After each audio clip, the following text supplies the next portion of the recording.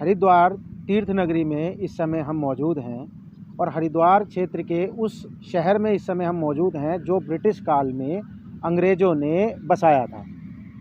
रुड़की इस जगह का नाम है और अगर रुड़की के बारे में आपने जानना हो, इसके स्ट्रक्चर के बारे में जानना हो, इसके मैनेजमेंट के बारे में जानना हो, तो आप विवेक आर्य जी के चैनल पर जा सकते हैं, उनकी वीडियोस देख सकते हैं। उन्होंने काफ़ी ब्लॉग्स बनाए हैं, वो रुड़की से भी संबंधित हैं और अन्य जगहों से भी संबंधित हैं। दोस्तों, हम हरिद्वार में हैं और अपने इस यूट्यूब की जर्नी को शुरू कर रहे हैं, बढ़ रहे हैं आगे और इसी क्रम में हम आए हैं रुड़की में और हम आपकी मुलाकात करने जा रहे हैं विवेक आर्य जी से। विवेक जी, सबसे पहले अपनी टीम की तरफ से और अपने दर्शकों की तरफ से मैं आपका धन्यवाद करूंगा और आपका शुक्रिया अदा करूंगा कि आपने हमारे को अपना समय दिया। नमस्ते जी, आपका बहुत बहुत धन्यवाद, आपने हमें अपने चैनल पर बुलाया। विवेक जी, आप ज़ीरो से हीरो बनने की तैयारी पे हैं। मैं कहूँगा तैयारी तो नहीं है, आपने वो कई मुकाम पा भी लिए हैं, क्योंकि मैंने आपका चैनल भी देखा था, आपकी कुछ फ़ोटोग्राफ्स भी मैंने आपकी देखी है। उसमें आपको बटन्स वगैरह भी मिल रखे हैं, सिल्वर बटन वगैरह भी आपको मिला है। कैसे शुरुआत करी आपने, ज़ीरो से हीरो बनने तक का सफ़र कैसा रहा आपका? देखो, इसमें कई सारे मुकाम मेरे पास हैं। जैसे मैंने एक चैलेंज लिया था कि मुझे 1 महीने में 1 लाख सब्सक्राइबर करने हैं, वही मैंने कंप्लीट किया और अभी मैं एक और बड़ा चैलेंज लेने की सोच रहा हूँ। तो इसके पीछे क्या होता है, जब मैंने शुरुआत करी थी, जैसे मेरे बहुत सारे दोस्त थे, सबसे पहले तो जो हमारी संगत होती है ना, उसको चेंज करना पड़ता है। जैसे आप मेरे साथ बैठे हो, तो हमारी साथ क्या है, पॉजिटिवनेस बनी हुई है दोनों की। अगर मेरे पास कोई नशेड़ी या कोई अलग तरीके का व्यक्ति बैठ जाए तो वो मेरा बिल्कुल जो माइंड सेट है ना, बदल देगा। तो मैं ऐसे ही व्यक्तियों के साथ रहा जिन्होंने अपना जो जीवन है ना, बहुत अच्छे तरीके से बिताया। क्योंकि मैं आपको बता दूं, मेरे साथ ऐसे ऐसे व्यक्ति भी हैं जो बड़े बड़े IPS भी है, IAS भी हैं। मैं उन व्यक्तियों से मिला हूँ, तो उनके जीवन का मैं संघर्ष सुनता हूँ तो मेरी आंखों में आंसू आ जाता है कि भाई, इन्होंने इतना संघर्ष किया और हम एक अच्छे खासे इंसान है और हम संघर्ष नहीं कर पा रहे। तो उन चीज़ों से मुझे मोटिवेशन मिला। और मेरे खुद के पिताजी भी इंस्पेक्टर हैं, जो कि ITBP में है। तो मुझे सबसे ज़्यादा मोटिवेशन अपने पिताजी से मिलता है, क्योंकि वो ऐसे व्यक्ति है जिन्होंने मतलब जीरो से, देखो इतनी कोई हमारे किसान व्यक्ति थे, कोई खेती नहीं थी, जीरो व्यक्ति थे बिल्कुल। और जब से उन्होंने मतलब ITBP में ज्वाइन हुए, एक अच्छा खासा उन्हें मोटिवेशन मिला और वो उभर कर आए। तो उन्हीं के इरादे से उन्होंने चाहते थे कि भाई हमारा बेटा भी कुछ अच्छा कामयाब करे, कामयाब बने। तो हमने बहुत शुरुआत करी, शुरुआत में लगे रहे। देखो, मैं बताता हूँ, 2016 मैंने शुरुआत करता यूट्यूब, और उस समय मेरी बहुत मजाक बनाया करते थे गली मोहल्ले के खास तौर से। बिल्कुल बिल्कुल। और जब वो मेरी मजाक बनाया करते थे, मुझे बुरा लगता था और मैं घर आकर रोया करता था कि भाई मेरी मजाक बनाते, क्योंकि उस समय मेरे पास धैर्य नहीं था। छोटी उम्र थी, 16-17 साल की उम्र थी, 2016 की बात है। तो माता जी मेरी समझाया करती थी कि भाई लोगों का काम है भौंकना। माता जी कहा करती थी कि भाई आप चल रहे हो, हाथी चलता है ना झूमता हुआ, कुत्ते बहुत सारे भौंकते रहते हैं, कोई किसी को कोई रोक नहीं सकता हाथी को। तो मुझे वहाँ से मोटिवेशन मिला करता था। देखो, एक चीज़ मेरे जीवन में बहुत आई कि मैं रोया बहुत करता था। जब हार मिलती है ना, आदमी रोता बहुत है। मैं भी उस समय रोया करता, क्योंकि 16-17 साल की उम्र थी मेरी, और अभी भी कोई ज़्यादा उम्र थोड़ी है, 21 वर्ष मेरी उम्र है अभी। तो मैं काफ़ी रोया करता था और मुझे धीरे धीरे संघर्ष मिला, मोटिवेशन मिला। फिर मैं धीरे आगे बढ़ता रहा और फिर मेरे कुछ ऐसे मित्र मिले जिन्होंने मुझे मोटिवेशन दिया, सहारा दिया, और बस धीरे धीरे मैं बढ़ता रहा।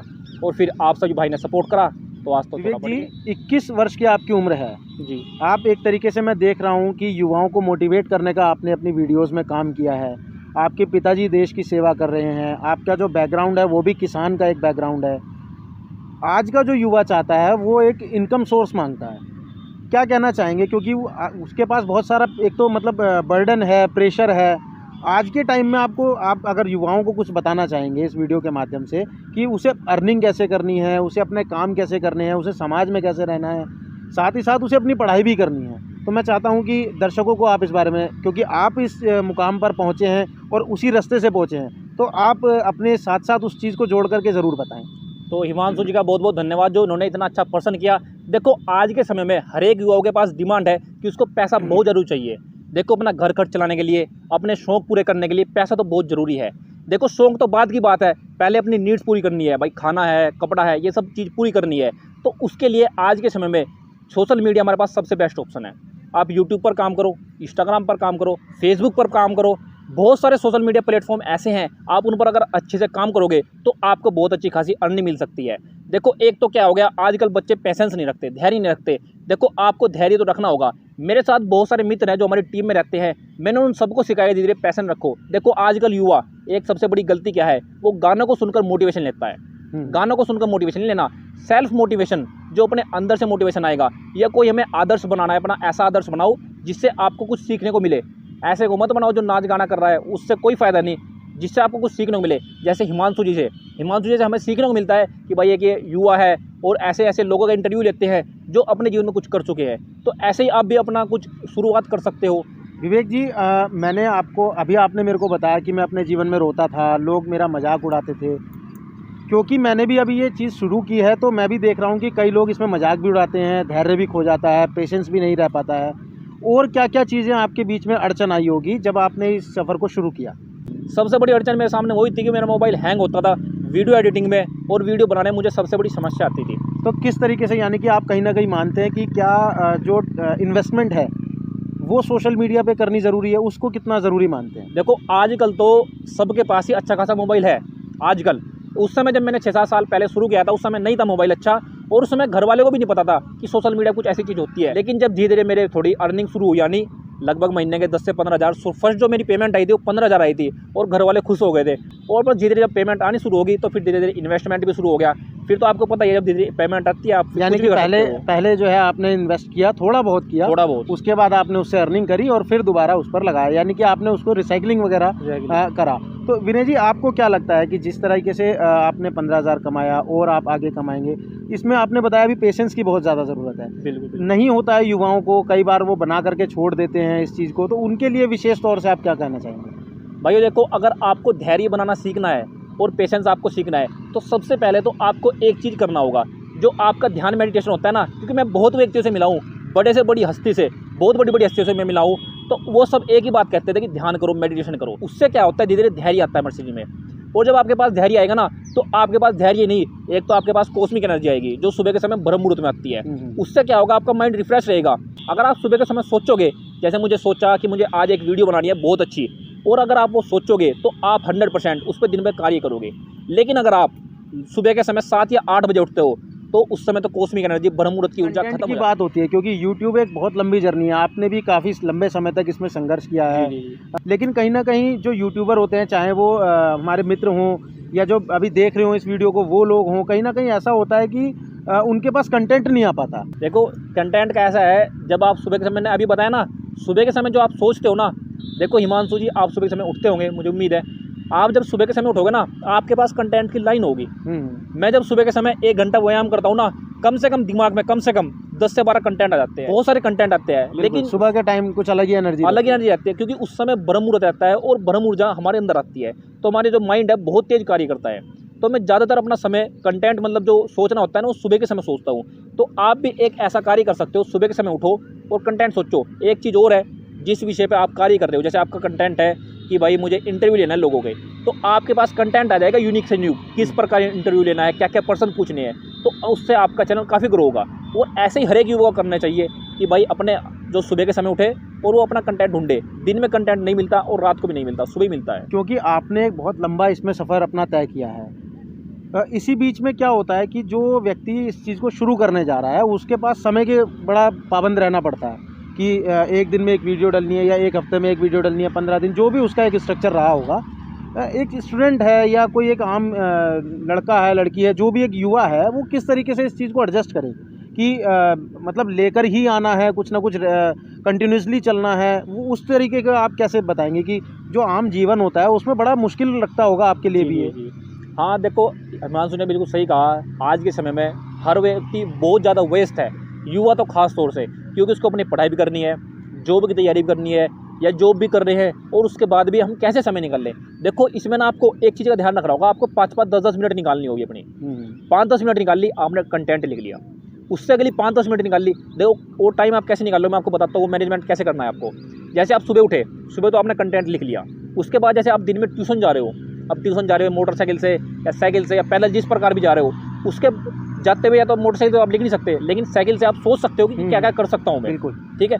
और दूसरी चीज़, जैसे कोचिंग में आप पहुँच गए, 5-10 मिनट पहले ही पहुँचोगे, ये तो है नहीं कि आप भाई एकदम गए और कोचिंग शुरू हो गई, क्योंकि टाइम पंचुअल होना। हाँ, और आप उस बीच में 5 से 10 मिनट में आप कॉपी पेन पे अपना कंटेंट लिख सकते हो, अपना जो स्क्रिप्ट है वो लिख सकते हो। यानी कि एक तरीके की समर्पण भावना ज़रूर होनी चाहिए अगर आपको कंटेंट चाहिए, या आप अगर इसमें लग रहे हैं तो किसी भी चीज़ के लिए समर्पण भावना आपकी होनी चाहिए। बिल्कुल होनी चाहिए। तो विवेक जी, आप किस तरीके से इसमें आए, कहाँ से आपका सोर्स आया ये, कहाँ से विवेक जी के दिमाग में आया? क्योंकि विवेक जी तो एक युवा है और जिस समय आपने शुरुआत करी इस काम की, तो उस समय तो ये सब चीज़ें नहीं चलती थी।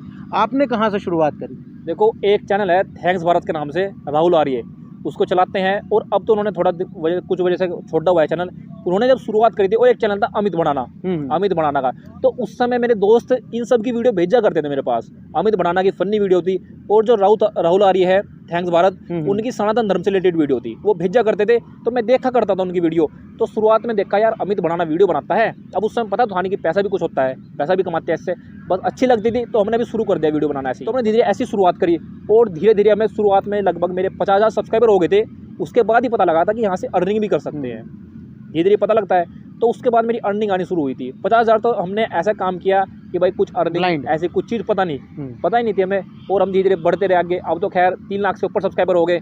दूसरे चैनल है उस पर भी 3 लाख से ऊपर है। अभी व्लॉग का शुरू किया है, उस पर 2000 होने वाले हैं। चलिए, बस बहुत लगे हुए हैं। पहले तो हमारी तरफ से भी और दर्शकों की तरफ से भी आपको 3 लाख आपके सब्सक्राइबर्स हो चुके हैं। 3 लाख की आपकी जो है कम्युनिटी जुड़ी है, आपसे लोग जुड़े हैं। देखो, मेरा मुख्य उद्देश्य यही रहता है कि ये व्यक्ति अपने जीवन में संघर्ष करे। देखो, अगर मेरी आप ज़्यादातर वीडियो देखोगे ना, उसमें संघर्ष करना ही सिखाता हूँ कि जीवन में संघर्ष कैसे करना है।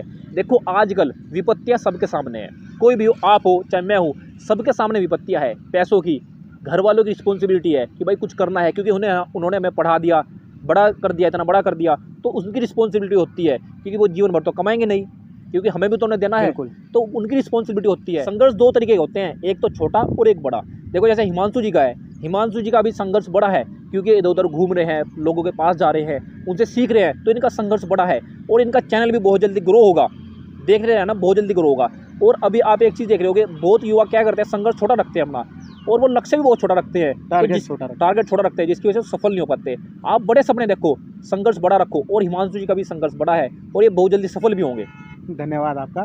देखिए, विवेक जी से अभी हमने जिस तरीके से बात करी है, उनके यूट्यूब जर्नी की हमने बात करी है, साथ जुड़े 3 लाख लोगों की अगर मैं बात करूं और उसका एक निष्कर्ष निकालूं, तो विवेक जी में मुझे सिर्फ 2-3 ही चीज़ें मुश्किल से दिखती है। मैं क्षमा चाहूँगा विवेक जी, ऐसी बात मैं आपके लिए बोल रहा हूँ। पहला है संघर्ष, दूसरा है अपने कार्य के प्रति समर्पण, और तीसरा है उसमें लगन। इन 3 रत्नों को लेकर के इन्होंने अपने आप को अष्टधातु की मूर्ति बनाया। आज जिस मुकाम पर हैं, आप इनके चैनल पर जा सकते हैं, इनके 2 से 3 चैनल हैं। इनका उद्देश्य देखिए, जिस तरीके से इनका उद्देश्य है वो ये है कि किस तरीके से जनता को जागरूक किया जाए, लोगों को टेक्नोलॉजीज़ के बारे में बताया जाए। क्योंकि मैंने भी इनका चैनल देखा है, तो मैं भी बहुत इंस्पायर हुआ, और बहुत मुश्किल से ही मैं जो है इनके पास आ पाया हूँ। हालांकि जो विवेक जी हैं वो भी बहुत व्यस्त रहते हैं, क्योंकि मैंने आपको बताया कि किसी भी काम के प्रति आपका समर्पण भाव होना चाहिए, संघर्ष होना चाहिए, और उसके प्रति जो है आपकी कंटिन्यूसली होनी चाहिए, यानी कि लगातार वो काम होना चाहिए। ऐसे में जब मैंने विवेक जी से बात करी, तो लगभग 4 से 5 दिन तक भी हमें समय नहीं दे पाए। लेकिन मैं जिस तरीके से इनसे मिला हूँ, मैंने बात करी है, मैंने जाना है कि विवेक जी वास्तव में इतने व्यस्त होकर के भी एक बहुत ही जो है सौम्य व्यक्ति हैं।